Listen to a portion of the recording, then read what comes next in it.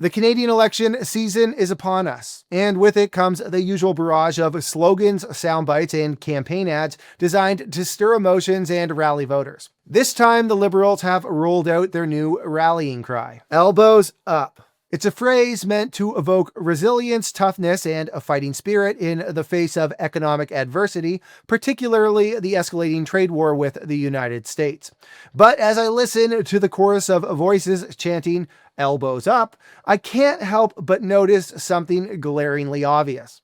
The loudest proponents of this campaign are the ones with the least skin in the game when it comes to the real economic consequences of their rhetoric. Let's start with the face of the campaign, Mike Myers. Yes, that Mike Myers, the comedian who made his fortune in Hollywood playing Austin Powers, Shrek, and a host of other characters that have nothing to do with Canada. Myers, who hasn't lived in Canada for decades, is now front and center in a Liberal campaign ad, talking about Canadian nostalgia like Mr. Dress Up, who hasn't been relevant in 25 years. It's a charming bit of Canadiana, but let's be real. What does Mike Myers know about the struggles of everyday Canadians? What does he know about trying to afford a $2,500 per month one-bedroom condo on a $50,000 a year salary? What does he know about the 40% GDP per capita gap that has left young Canadians staring down a decade of stagflation and limited opportunities? The answer, of course, is nothing. Mike Myers doesn't have to worry about any of that.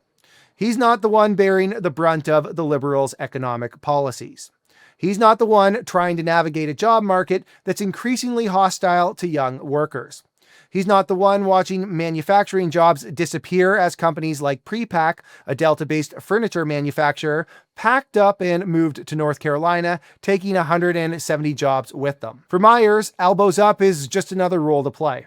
A chance to don the maple leaf and play the patriotic Canadian, all while living comfortably in the United States, far removed from the economic realities facing the country he claims to love. It's my 53-year relationship with a country that I love.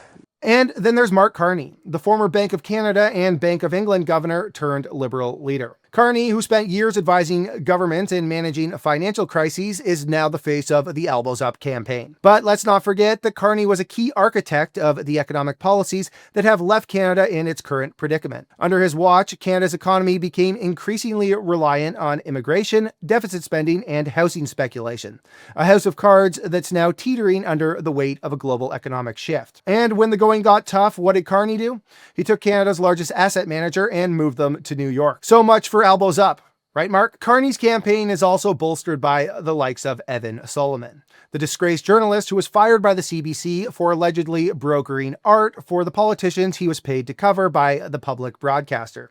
Politicians like Mr. Carney. Evans now running as a Liberal candidate. And of course, we have Mark Wiseman, the former BlackRock executive who now chairs the Century Initiative, a group advocating for Canada's population to grow to 100 million by 2100. These are the people shaping the elbows up narrative, and they all have one thing in common. They're insulated from the economic pain their policies are causing. They're not the ones struggling to pay their mortgages or put food on the table. They're not the ones watching their jobs disappear as companies flee to the United States.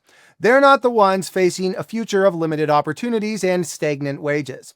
No, the people most aggressively yelling elbows up are the ones who have already won the economic game. They're the boomers sitting in their paid-off homes, collecting $5,000 a month from CPP and old age security, and enjoying cheap groceries and free healthcare. They're the corporate elites who have made their fortunes in finance and global markets. They're the celebrities who have built their careers in Hollywood and now parachute into Canadian politics to lend their star power to a campaign that doesn't affect them in the slightest. Meanwhile, the rest of us are left to pick up the pieces. The 22-year-old trying to move out of their parents' house. The 41-year-old entering what should be their peak earning years, only to find themselves staring down a decade of stagflation.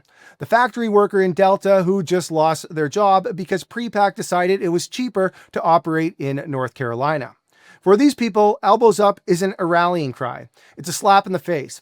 It's a reminder that people in power don't understand their struggles, and worse, they don't care. And let's not forget the broader context here.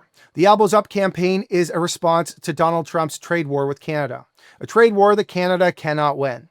Trump's tariffs have already devastated key sectors of the Canadian economy, and things are only going to get worse if the Liberals continue down this path.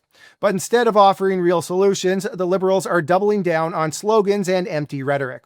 They're telling Canadians to toughen up and fight back, even as they fail to address the structural issues that have left the country so vulnerable in the first place. The truth is, Canada needs more than elbows up. It needs a government that's willing to think differently about the economy.